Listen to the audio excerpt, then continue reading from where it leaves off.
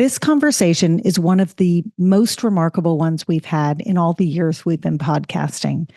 And the reason for that is that it's with Ashanti Branch. You will hear very quickly why he is called a master of building healthy relationships in schools and a pioneer in both education reform and youth mental health. You'll hear his own personal story and his path to founding and then running the Ever Forward Club.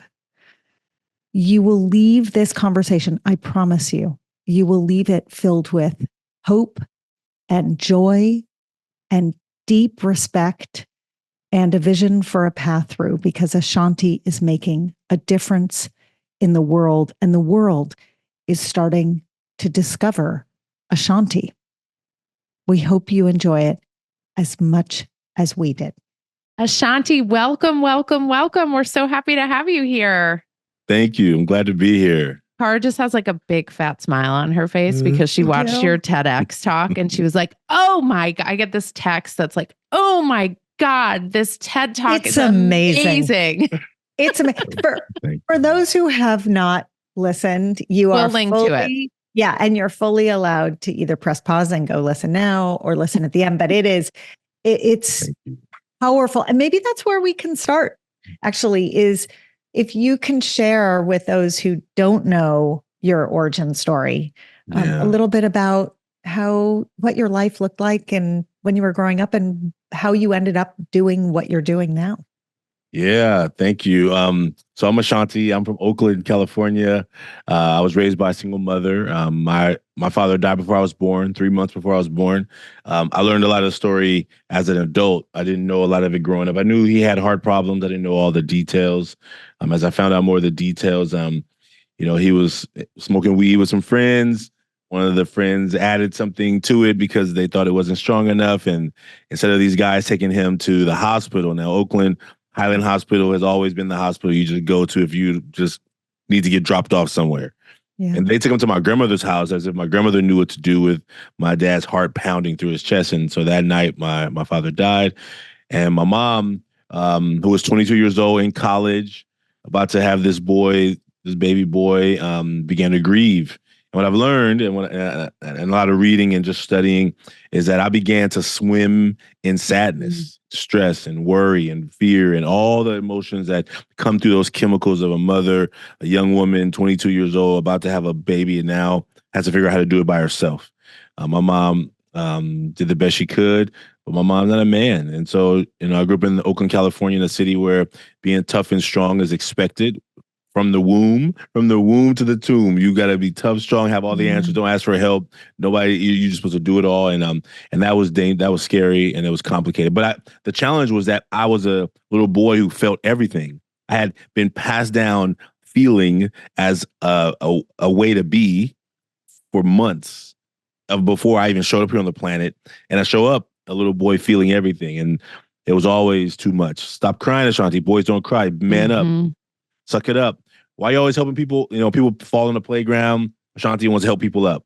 Like I'm a nurturer.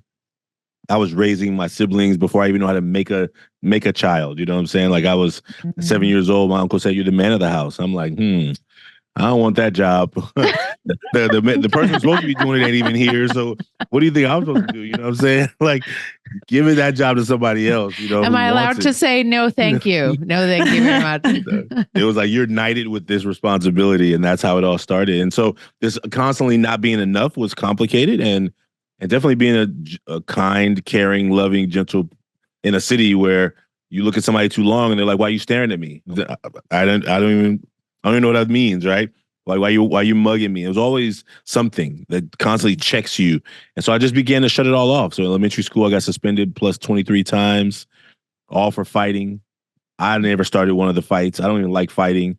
But there was a rule in my community. You can't walk away from one. You can't let somebody pick on you. You can't let some, and that became challenging. And then middle school, I started getting bullied because now the people are way bigger and stronger and tougher. And so the end that there was this journey of like, what is going on? Why my life is such a mess. And so that's how it all started. And then I was like, there's a way out. So I was like, they said, if you go to college, get a good job, make a lot of money, you can live happily ever after. I'm like, sign me up for that plan. I want some happiness. And that's when everything changed. I started getting my act together in high school. It was a teacher who really changed my life in middle school. She Miss BP. I hated her class, English teacher. Hated her class, but I liked Miss BP. Miss BP had nice hair, and it was always like. This is so much better than the TED Talk. Okay, keep going. Yeah, I know. Don't listen to the TED Talk because this has all the color. This is the unvarnished version of the TED Talk where we get the like without the deck and the cute little slides. Wait, before I want to get to the as they say in German, Wendepunkt. I want to get to the turning point. But before we get to the turning point, I want to just point out for people the layers of identity and reality that you have already laid out for us, right? So we have adverse childhood experience, a child born of a person in grief, right? And living in a household of a single mother who I think in some of the you didn't talk about now, but previously talked about that she was on welfare. So the financial insecurity, violence, right? Living in a community of violence. I mean, we talk on the podcast a lot, Ashanti, about different adverse childhood experiences and how those add up. Literally, how mental health professionals add those suckers up and then use that to predict the future outcomes for a kid. And if you add it up, your list would be your score is quite long. My score is high. Your score is high. Yeah. Yeah. I think there's 11. Are there 11? Is it 11 or 12? Yeah. I think I've done it before. I sometimes accidentally, purposely forget.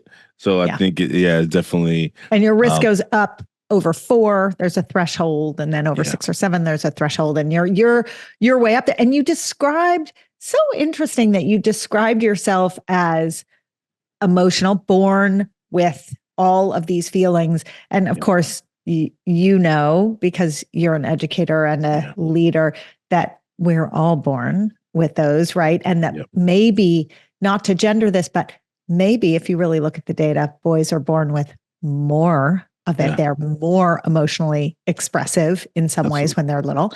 And so, right, that is framed as a weakness in a lot of communities and a lot of situations. So there's this like layer, as Vanessa said, layer after layer after layer after layer of things weighing you down as you're trying to sprout through and grow up, right? And you get trained by your community. So if your community is a community where it allows you to fully express all the layers of emotion, then great. But if you're in a community where all of your being is rooted into how you show up, then you're constantly being questioned about your manhood. And I'm like 7 years old. I'm like, I'm not trying to be a man right now. Can I just play on the playground and have fun, you know? And I think the rules become so constricting. I think Jason Wilson talks about the constricted masculinity. Like you're constricted into a box that says, oh no, you can't do that. You can't do that. You can't wear that. You can't talk like that. You can't say that. You can't be too nice, too kind. Don't smile too much. Like it's just constant. It's constant. And if you're not careful, you get sucked into it. And then once you're in it, like all these fights I was having, my mom is like, what's wrong with you, boy? Like, what's wrong with you? I'm like, he said this, he did this. I always get people warnings. And they didn't. They took them. I say, hey, here's the button. If I was telling them where the button was. I was like, you push the button once. I'm just letting you know that if you push it again, there's gonna be an issue. You know what I'm saying? And that's how it all. Ashanti, we're gonna talk at the end of the conversation, or for the second half, of what we want communities to look like. Right? What we want communities to do, and how they can support and let boys and teens and young men be authentically who they are and not feel like they're in the man box. Yeah. But before we do that, we're gonna continue your story, because I want to go back to Miss BP. And I want to go back to, we talk all the time, and I don't know if you know Tina Payne Bryson, but her book, The Power of Showing Up. And she talks about, you just need one adult who shows up for you, and that power. And I have no doubt, and people will hear in a minute, how you are that adult for thousands of boys and young men. And you have inspired other people to be that one adult who shows up. But you had Miss BP, and she put you on a track that was very different than all that list of aces might have predicted the track you would have ended up on. Yeah. Talk to us about, what did she do? What did she say? Who was she to you that allowed you to change tracks? Vivi was a pain in the neck. So let me tell you that. So let me tell you, like, she was always on my back, always up in my business. Like, I had strategies. Like, you know what? Like, in my school, you can't read too good. So, like, not to be treated cool. Like, you better not be reading like a nerd. So I could read. I knew how to read since kindergarten. So to pretend not to read is a lot of work. Like, to pretend like I read badly to impress these peers who I felt like I needed to impress, it's a lot of work. I mean, I'm like stumbling over like, what are you doing? And that's not the right word to stumble over, but I'm making my life harder. And so I would just say, okay, he's on that person. I'm gonna go to the bathroom. I'm gonna come back after that person skipped over my seat. So I would strategize my bathroom breaks around reading days. So I'm like, boom. Can I go to the bathroom? It's emergency. Go to the bathroom. Time it. Okay, she's past me, past that person. Okay, and then I would come back in the class, sit down, and she's like, "Oh, Mr. Branch, you're back." She'll always call me Mr. Branch. Mr. Branch, you're back. Let's catch you back up. I said, "Oh, no, let them go. They all want to read. I'm good. You already passed me." And she'd be like, "Oh no, you're reading. You're reading." And I think deep down she knew, but she had to do it in a very kind teacher way, as like, you're trying to pretend like you can't read. She didn't ever front me out like that. And so that stuff she did. And then, like, this one day in detention, because it wasn't my fault, but I was in detention. And it's never your fault. I know. It's never your fault. Ever. And my mom never listens to me. She always believes the teacher. So I knew that, okay, if she gives me detention, I don't show up, she's gonna call my house. And I never win. I'm never right. Like, I don't know what's up with my mom, but I'm never right. So I'm like, okay, I'm gonna go to her stupid detention. And I show up and I'm just like, I'm never talking to her again. Now, this day in class, somebody put a tack in my chair. I yell. She's mad at me for yelling. I'm like, I'm in pain. What are you talking about? Why wouldn't I yell? So I'm sitting there in detention, like, mad. Like, how dare these guys put a tack in my chair not here? So I'm just like, I'm never talking to her again. Like, I like Ms. BP, but this day I'm mad. And my emotions are locked in. So I'm staring at a corner in the wall. She's talking. She's blabbering for 30 minutes. And the only reason I started listening to her, I don't know what she said in the whole 30 minutes. She was blabbering the whole time. I heard her say this, Ashanti, I know you're sad that your father died before you were born. The only reason I started listening is because now she's talking about my personal business. Before she's just blabbering about teacher stuff, and I don't even care about all that. She's now talking about my personal business. And so now I'm ready to rebuttal. I'm like, I'm ready for this argument now. You're talking about my business. Now we're going to have a battle, right? And so then she said, this second part of the sentence, she said, but life doesn't give you what you want. Life gives you what you get, and you got to make the most of it. And that sentence, I heard it. Like, her. How old were you? 7th, 8th grade. So maybe 13, 12, 13. I got skipped in earlier grades. So I was probably younger, but I was either 12 or 13. And I remember, like, hearing it, but having to still keep my ego was too tough to be like, I'm gonna let her know she got through to me. So I still pretended. But that day I heard it. And what she said was that you're pretending like you're dumb, but you're smart. Like, I don't know, and I think that it was like, what is this going to look like differently? What is it going to look like differently? I was raising kids at my house. I was raising my siblings. I was not a dumb kid. My grades were barely getting by. Math was always easy, so I got A's in math without even trying. But the other classes, I could just like slip and slide. And that's what happened. That's when it all changed. I don't know if it was the next day or the next week, but teachers were like confused. They were like, Ashanti, what's going on? You're paying attention, like you're doing work. I'm like, this work was never hard. Like, I just didn't have a reason. I had sadness that my father was dead, and no one gave me permission to feel that sadness. So I turned it into anger, and I was taking it out on my own education and myself, but I didn't see it that way. I just saw it as like, I don't care about any of this. Nobody cares about my stuff. So I don't care about nobody here. And it was a rough time. Middle school was a rough time for a lot of kids. And for me, it was really rough being bullied too. And so I think it was just like transformation of like a lot of things, and it all turned around that year and the next year.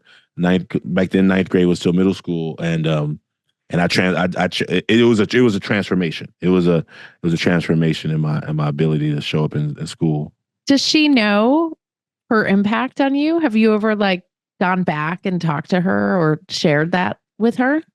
I tried. I mean, I went back when I left, got to college. I went back and tried to find her. She had left schools and moved to a different school. I found her once. She was a vice principal or a principal. And I went and met with her. And she was like, Ashanti Branch, right? I walked in her office and we had a quick chat. And I was telling her where I was at. And I don't know that I could express it as how profound it was. I was still in college, so I hadn't yet had the next step. But and then when the documentary "The Mask You Live In" came out, they found her, and because they were looking for a picture of her, and they found her, and they found a picture of her, and I got to talk to her one more time, and then I lost touch again. But she's her story will live through me as long as I'm here because it was a teacher who saw more than what I was letting people see. Like she saw beyond. She saw you. She saw you. And also it's a little heartening to realize that sometimes we can yammer on and be ignored and ignored and ignored. And then there's a sentence that pops out that is right. I mean, now that you've been on the other side of that table, and I'm sure there are plenty of times you can recall yammering on and on and on, and a sentence or two does go through. I'm always like, I know you're not listening to me. So how about, so I used to just change it. I said, you know what? I know you're not listening to me. So I'm going to give you this magic sentence. And then if it doesn't work, you're just going to write a reflection because there's no sense in me. I knew that I have good stuff. I got good stuff. I got good nuggets. I'm not wasting it on you if you're not listening, but it does like bits and pieces get through, right? That's like right. you are the example of that. And I think it's not a coincidence that your professional transformation happened when you yourself were a middle school teacher. Yeah. So can you talk about what you saw, what you realized, and how that has set you on this incredible professional journey working with young people? Yeah. I mean, I started in high school. So when I started in high school, then I went to middle school after high school. So I had my journey of education was varied, right? Public, private, charter school, high school, middle school. So I was a teacher. So I left engineering career. I went to college as an engineer, came back, started making money in the Bay Area, like super excited. I'm finally a poor boy from Oakland, now making money. And then this teaching thing started calling me. I ran for a couple of years and finally caught up with me. And my first year teaching, I'm doing a horrible job. Like I got smart young men in my class who are failing, and I'm like, this is not acceptable. Now, I admit many teachers who are like, well, look, they don't want to learn. Just sit them over there and don't let them. They don't have to learn. You focus on the ones who want to learn. And I think I've tried that one day. One day, I told one kid, you know what? If you don't want to do no work, get to the back and I'll work on. And I said that, and I was like, I don't mean that. Like it don't even feel right to say it. And then I was like, while you back there, you better be doing work. he thought he had it out. Yourself. This is not acceptable. You can't be. I can't be working harder in here than you. You're the student. I'm the teacher. Like, you know what I'm saying? If we're gonna work equally as hard, or you gonna work harder than me, because I already know this stuff. You know what I mean? And I think that was a journey of like, what am I gonna do when I have all these young men who are failing my class and they don't have to?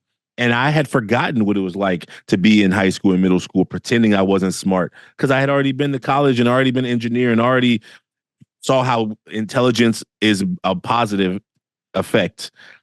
I had forgotten when I used to pretend that it wasn't.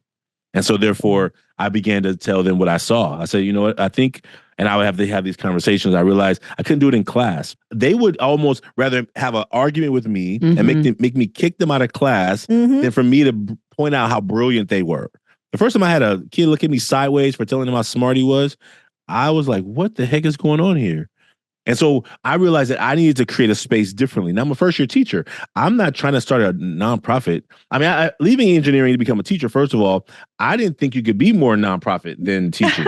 You know what I'm saying? I didn't think that it was a, I didn't think it is hard. It is hard. It's like, man, at least as a teacher, the check is coming every month. As a nonprofit, you're hunting. You're like hunter, gatherer, picker, I don't know what. Beggar. Don't let somebody say, I'll work for a foundation. You're just like, what? You start getting like Squirrel Foundation.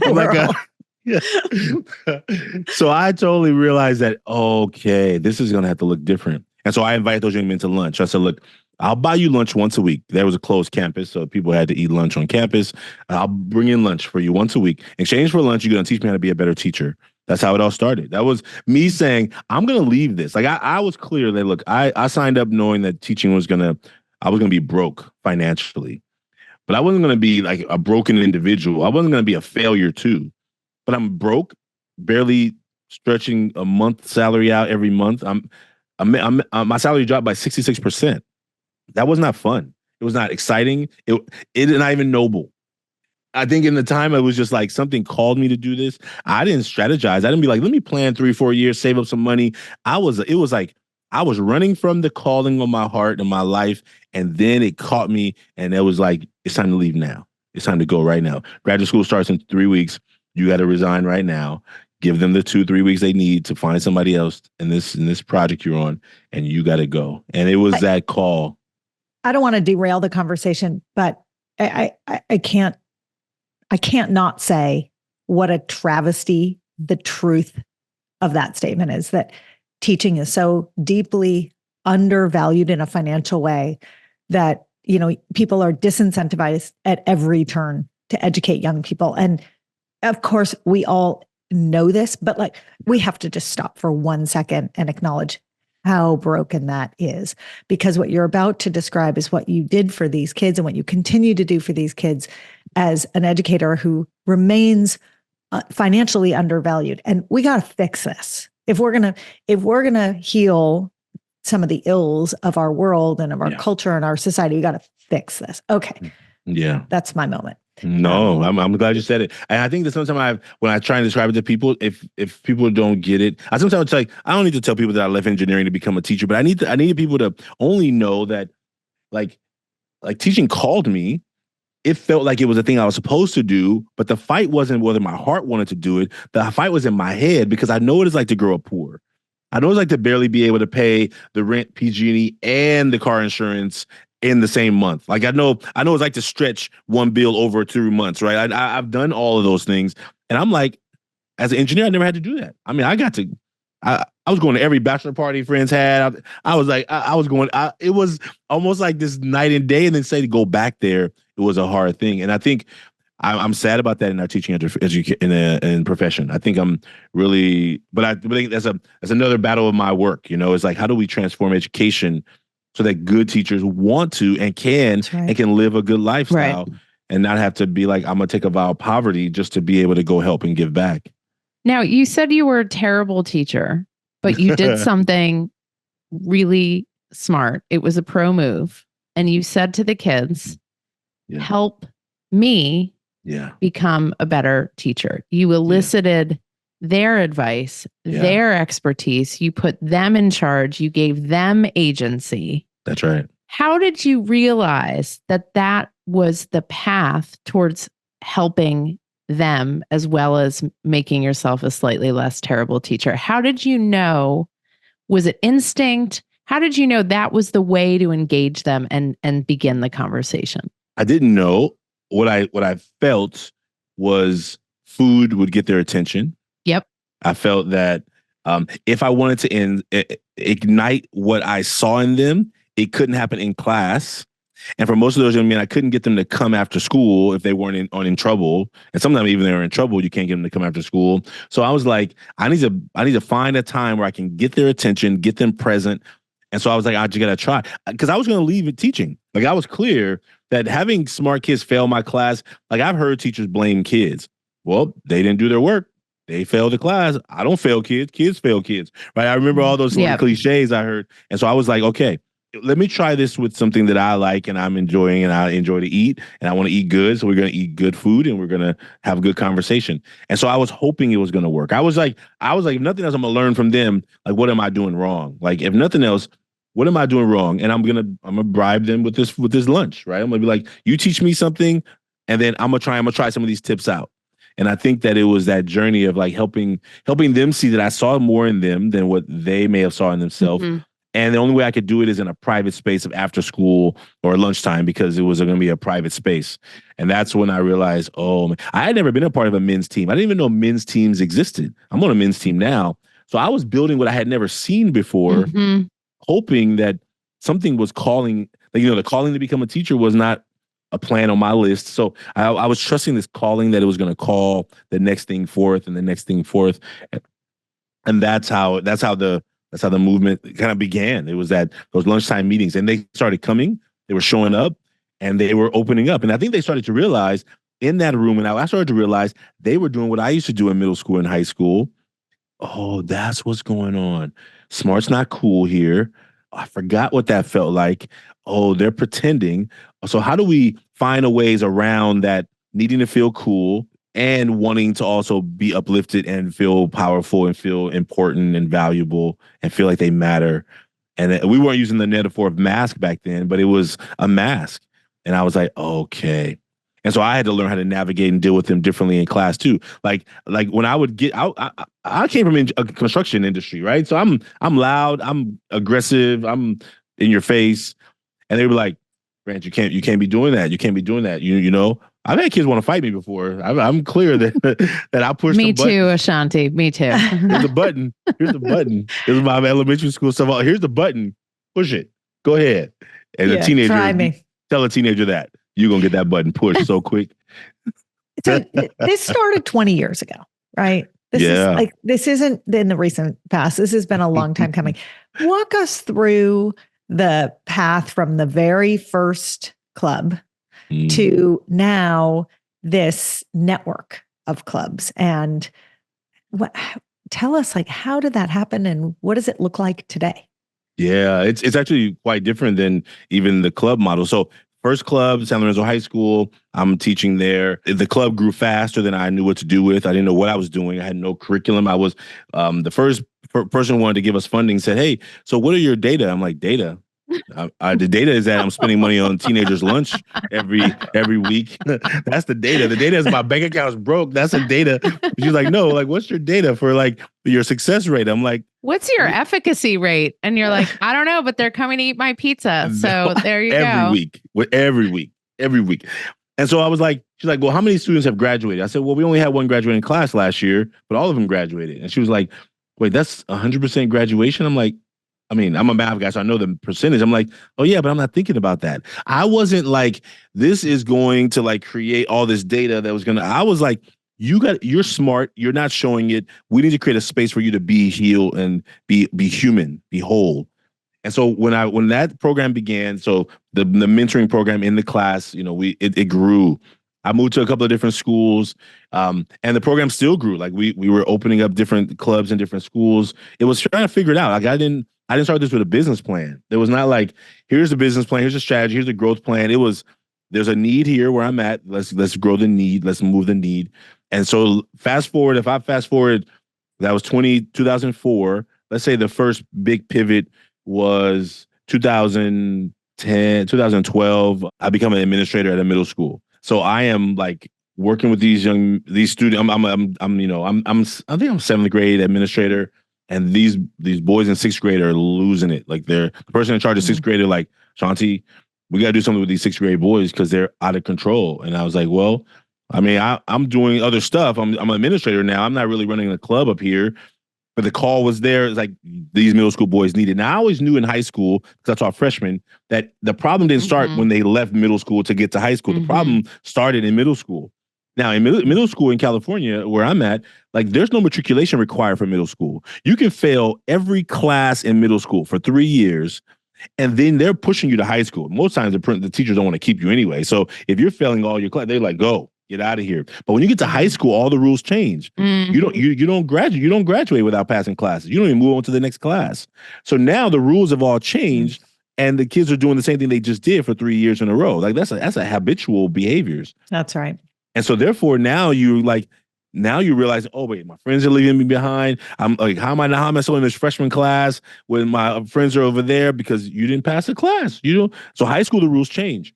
And so what I realized was that I had to find a way for these middle schoolers to kind of create that program. And we started creating the program in the middle school. And that's when it began to start growing even more. Those 2 years I was there was really, the mask was kind of beginning to start to take off, right? The mask movement. And it was the early stages of it. It wasn't a movement. It was just me doing these workshops, but it was working. And that's how it all started to come about. So you talked earlier about your own experience of, who you were and who you could be in the world and who you weren't supposed to be in the world, and sort of the mask that you wore or was placed on you from external factors. Talk some more about how that mask works for boys, and the role that caregiving adults play in wearing their own masks and placing those masks on the kids that they're caring for. Because it doesn't, you talk about this, it doesn't happen in a vacuum, right? It's all related. It comes from community, it comes from social norms, it comes from all cultural expectations. Walk us through, you got a middle school boy. Where does this come from? How do they handle it? And how do they take the mask off? So, middle school is that wild season of life. And young people would come to my office. I'm the administrator. They get a referral. They come to my office. And I had one boy, like for one season, he was in my office every day. Like not every by choice. Day. No, he was kicked out of class. He was referred every day. One teacher, him had a battle. Him and another teacher had different kind of battle. But he was creating chaos in every class. And I'm like, come here. Now he's in my office. He's getting in trouble because he's talking. He's out of turn. He's getting out of chair, throwing chairs. He's throwing paper, talking to his friends. He's being silly little boy, but he's not helping the learning environment. Now, what he's doing is silly stuff. It's not necessarily bad stuff, but it is creating a classroom that's unable to teach. A teacher that's unable to teach. So I'm like, dude, why are you getting kicked out every day? He's like, man, they be picking on me. I was just. I'm like, okay, slow down. Now, because I know what's happening, and I remember being a kid who was in trouble often and who had a lot of stories. He got good gab. I'm like, okay, we got to peel back the gab. I'm like, who would you not want me to call right now? Who would you not want me to call? Well, I don't want you to call my mom or my dad, whatever. I think I remember what he said, but I remember somebody he didn't want me to call. I said, so why don't you want me to call that person? Well, because they're going to be really mad that I'm like getting in trouble. I'm like, so if you know that that's a possibility, why are you still doing this? Well, I said, slow down. You keep going to other people. Like, let's, we're not talking about nobody else right now. Forget the referral. I just threw the referral on the floor. Forget the referral. What is it that's causing you to do things that you know are going to get you sent to my office? And my work with him was, look, most administrators, my principal, at that time, she hated students in the office. So she was like, give him detention and send him back to class. And I'm like, that's not what he needs. He doesn't need a detention. What is detention going to teach him? Oh, I just got to spend some time during lunch at a table over here. Like, what is he going to learn from that? And my work was like, no, we got to get to the roots. And the roots is not a 5-minute conversation. It's sometimes an hour conversation. It's like, okay, you're going to be in here with me for a while. I need you to walk around campus with me. You're going to stay with me for the rest of the day until I have to figure out what is getting in your way of being your best self. Because this is not your best self. I'm pretty positive this is not your best self. So what are you being? And I think what I learned, what I was learning from those young men, asking a lot of questions. I ask a lot of questions. What am I missing? And when we got to the root of who he didn't want me to call, I said, what about this? What about your dad? What about your?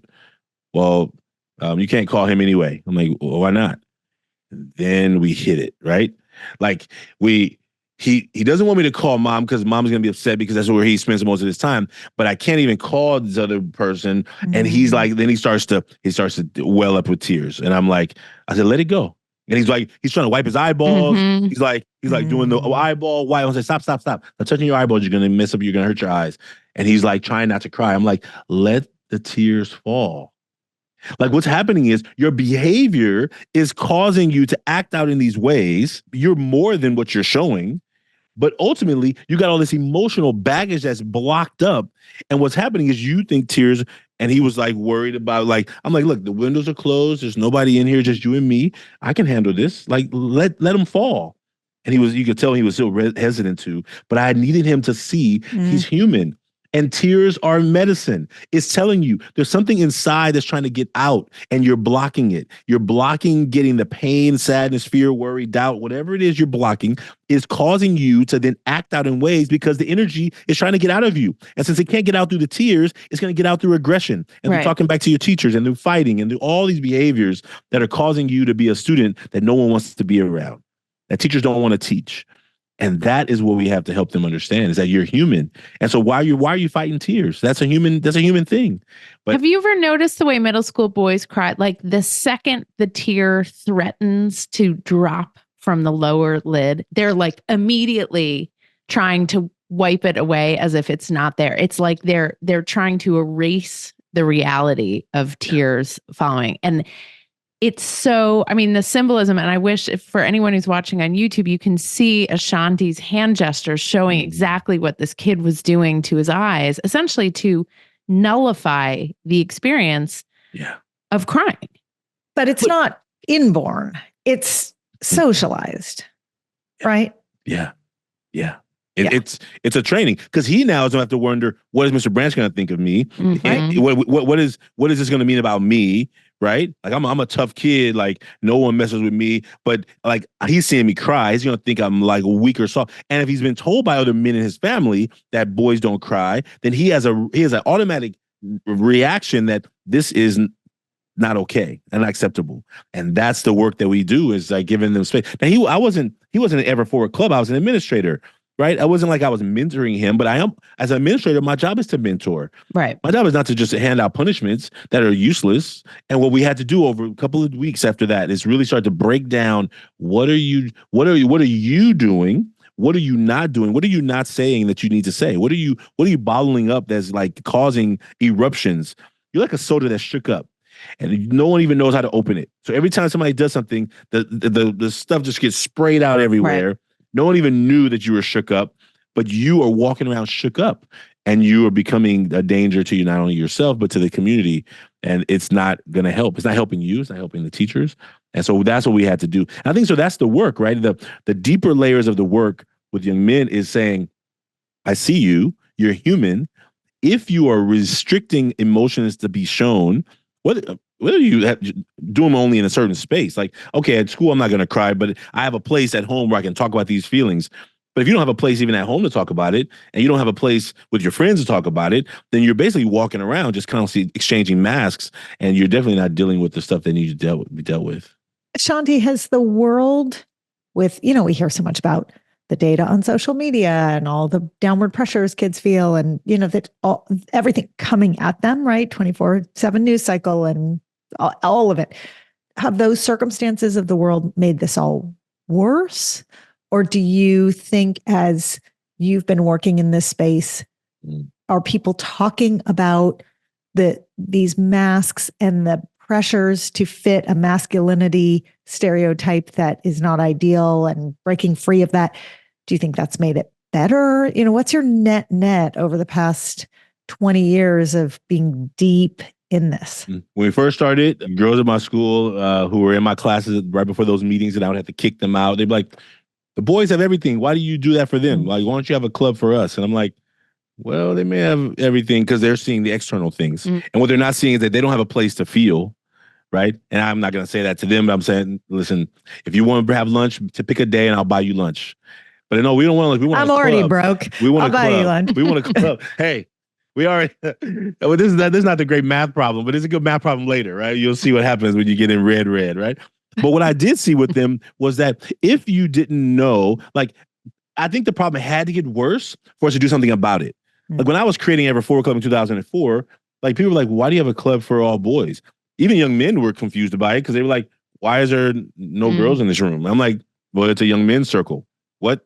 It's an odd thing to be like, we're just going to sit together and talk about things and talk about feelings. I think that we've come a long way since 2004. I think we have a long way to go. But back then, the jail population, the incarceration population, the addiction population was the men were in the lead.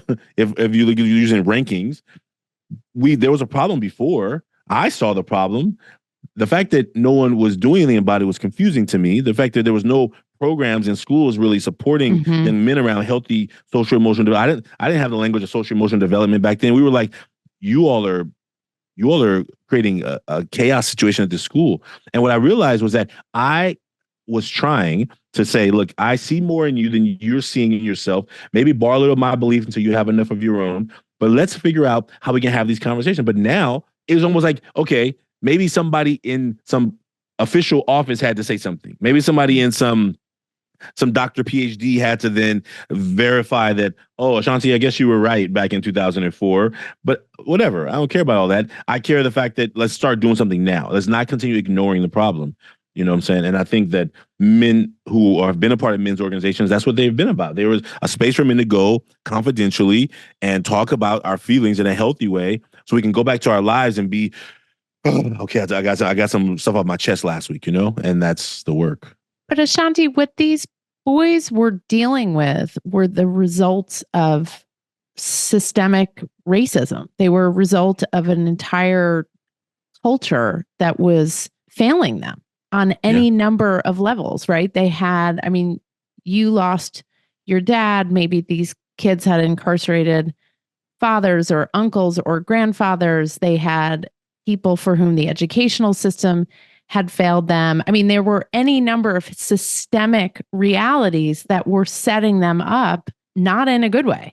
And so I guess it's like, do you feel when you do this work, like you're treating, and I don't mean treating in a clinical sense, but I mean, you're looking at these boys and you're like, okay, I'm going to give them an outlet. I'm going to help them express who they are. But at the root of it are all of these massive social problems.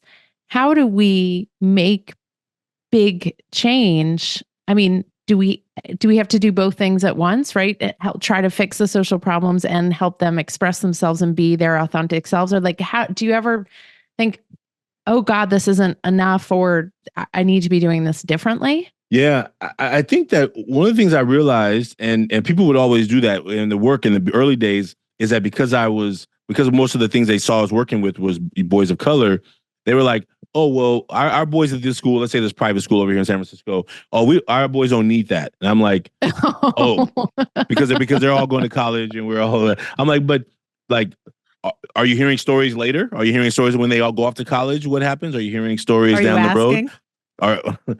Is it in the annual report about the kids, the number of kids who came back home after the first semester? But what I'm trying to say is, like, if you thought it was just a problem in one community, it was a problem with the young men and boys all over. And that's what the social media began to show. It's like the parents who have power and who have power, voice, and prestige and platform are now calling it out when we had been saying, hey, there's a problem here a long time ago. Before social media, there's a problem before. But if people who have the power are not going to shine a light on it, I think the documentary The Mask You Live In shined a light. It was like, hey, these are multiple men. There's an Asian man, there's a white man, there's black boys, there's all these different demographics of men talking about the same thing, different ways, how they experience in their community. Maybe we should start listening. And I think it took some unhealthy things coming to the front to say, we're going to have to do something about it. And I think that's where it starts. It starts with, like, when do we make a change for like, for me, when do I make a change about my healthy habits? Oh, when I'm like, something's going wrong here. Like sometimes when you're ignoring it, you're like, oh, everything's going fine. Then all of a sudden you feel some pain in your leg or pain in your back or some pain in your heart. And you're like, wait, something is not healthy. Let me go check on this. And I think that's what happens with our world too, right? When men were like, we don't need to show feelings. We answer all the problems. People were like, oh, okay, I guess it's okay. I guess it's okay that the jails are 90% men.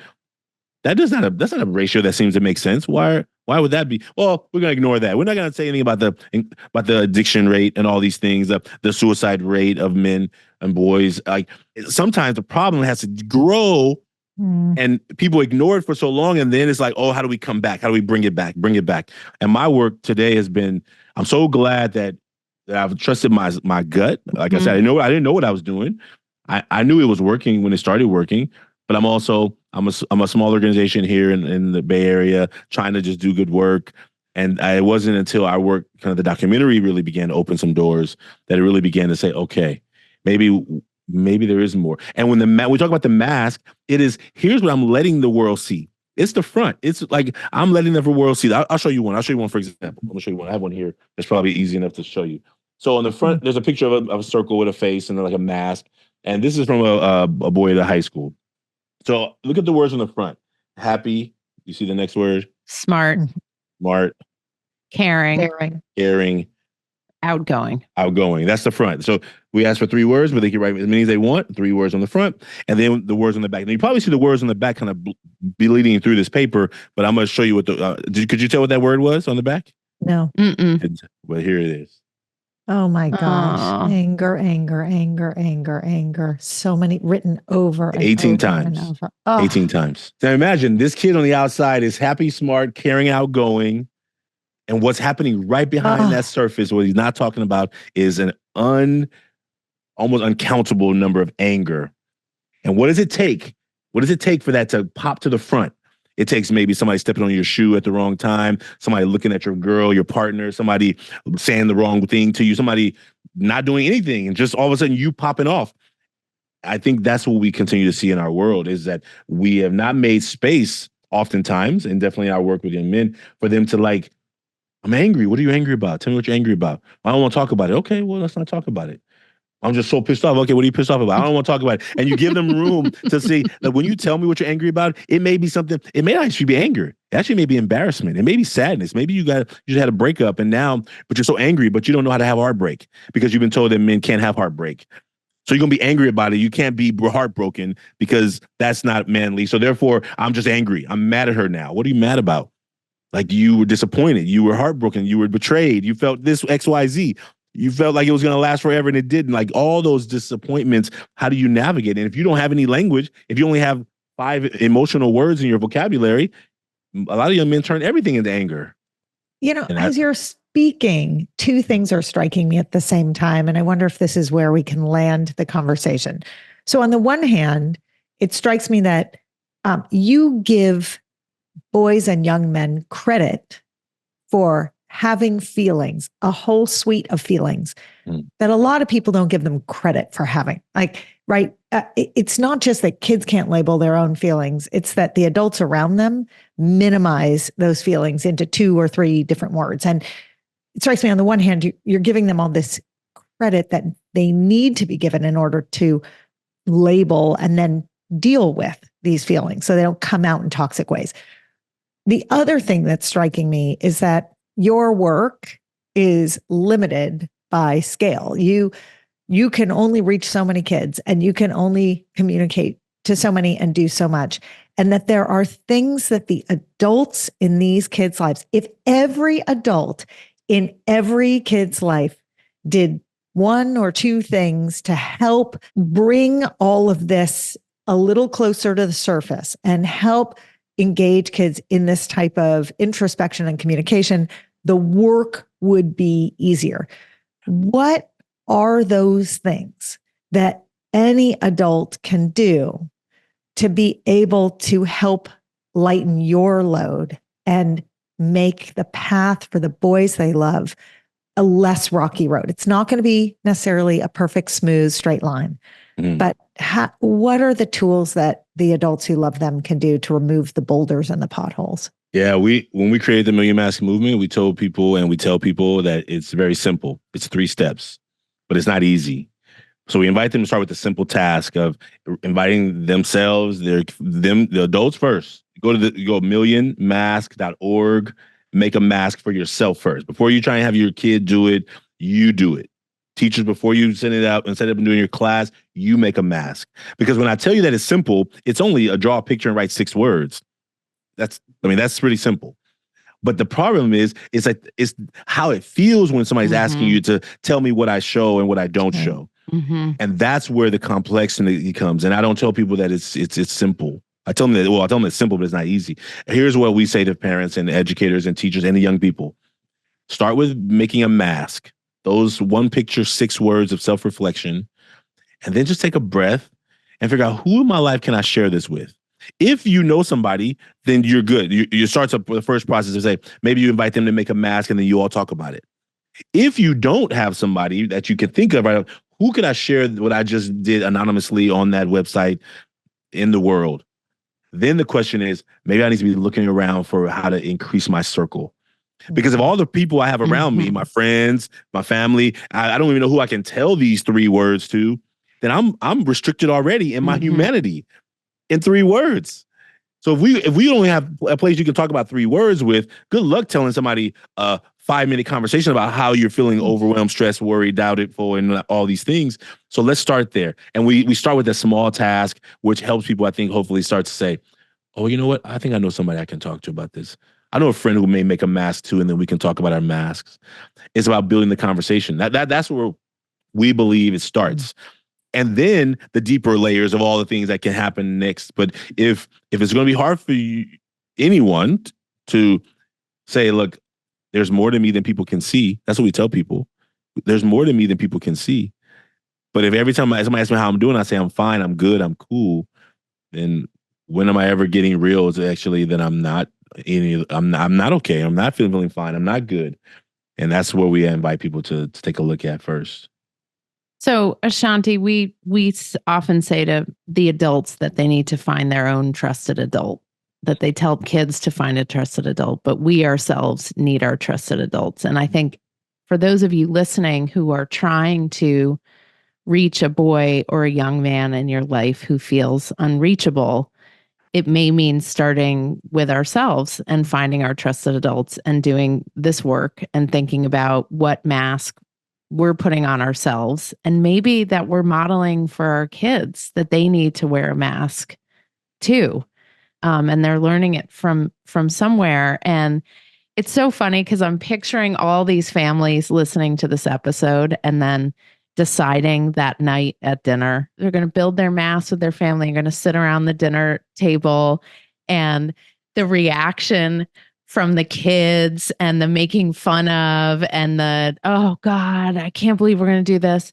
But I'm telling you, because everyone on this podcast loves teenage boys, and we believe in teenage boys, and we believe in their capacity for humanity and love and empathy and joy and humor and insight and brilliance and all of those things. And they don't get there by magic. They get there by our opening up the opportunities. And sometimes we'll try and it will fail. And Ashanti, I'm sure you've had circles with boys and they just look at you and they shake their head and they're like, nope, not doing it. But we have to keep trying. We have to reach them. We have to open the door for them. And it is such a gift that you are to the world and to the boys in this country. And we will link to the organization, we'll link to your TED Talk. We will link to all the ways that people can support the work that you're doing, the brilliant, beautiful work that you're doing. And hope you will come back and visit us and talk more about how we can help boys be the best versions of themselves and express their full humanity. Absolutely. I would love to. And I feel like it went so fast. I was like, man, the time is just going so fast. So absolutely. I would love that. Thanks, Ashanti. Thank you. Thank you all so much. Thank you so much for listening. You can email us with questions, feedback, or episode requests at podcast@lessawkward.com. If you want to learn more about what we do to make this whole stage of life less awkward for everyone involved, our parent membership, our school health ed curriculum, our keynote talks, and more are all at lessawkward.com. And if you want products that make puberty so much more comfortable, visit myumla.com.